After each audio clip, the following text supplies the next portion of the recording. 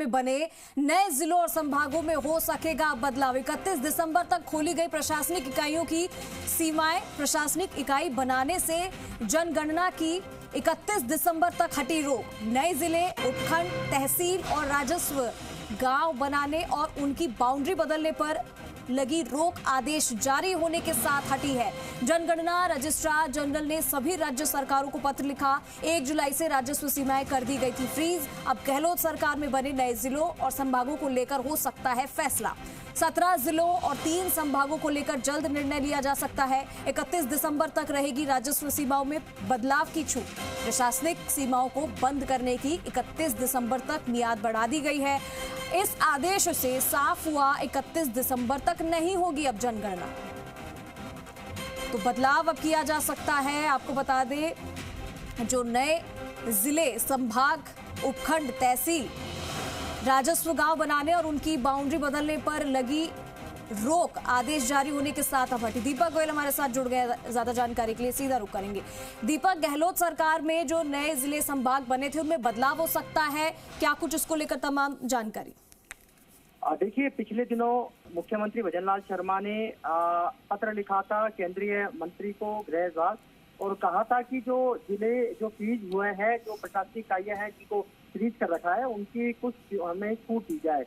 लेकिन जो पिछले बार जो पत्र आया था उसमें छूट नहीं दी गई थी। लेकिन नए जो बजट घोषणा के अंदर नए कह सकते हैं तहसील या उपखंड बनाने के लिए जो घोषणा हुई थी, उनके लिए जरूर छूट दी गई थी, जिलों का जिक्र नहीं था। लेकिन आज जो जनगणना रजिस्ट्रार ने जनरल ने जो सभी राज्य सरकारों को जो पत्र लिखा है, उसमें कह सकते हैं कि 31 दिसंबर तक जो प्रशासनिक इकाइयां जो 1 जुलाई से फ्रीज थी, उनको सभी प्रशासनिक इकाइयों की सीमा है वो खोल दी गई है। यानी कि ये तय हो गया है कि अब तक ये अटकलें थी कि यदि सीमाएं फ्रीज रहती है तो अशोक गहलोत सरकार में जो 17 नए जिले और 3 संभाग जो बनाए गए थे उनमें बदलाव अभी उस पर अटक सकता है। लेकिन अब इस निर्णय के बाद या इस कह सकते हैं पत्र के बाद जो जनगणना जनरल ने सभी राज्य सरकारों को लिखा है, तो उस पत्र के बाद ये तो तय हो गया है कि अब राज्य सरकार जो कमेटी बना रखी है जिलों के कह सकते हैं कि आप पूरे रिव्यू के लिए,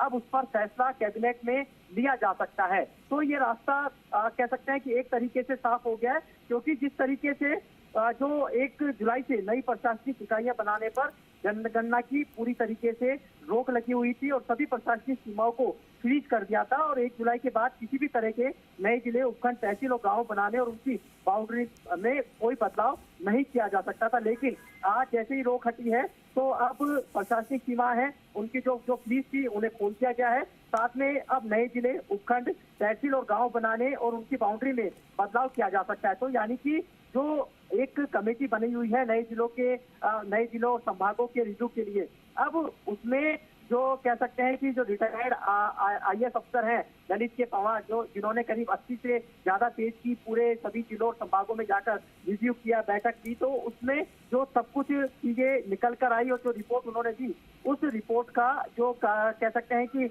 मदन दिलावर की अध्यक्षता में जो कमेटी बनी हुई है वो रिव्यू कर रही है।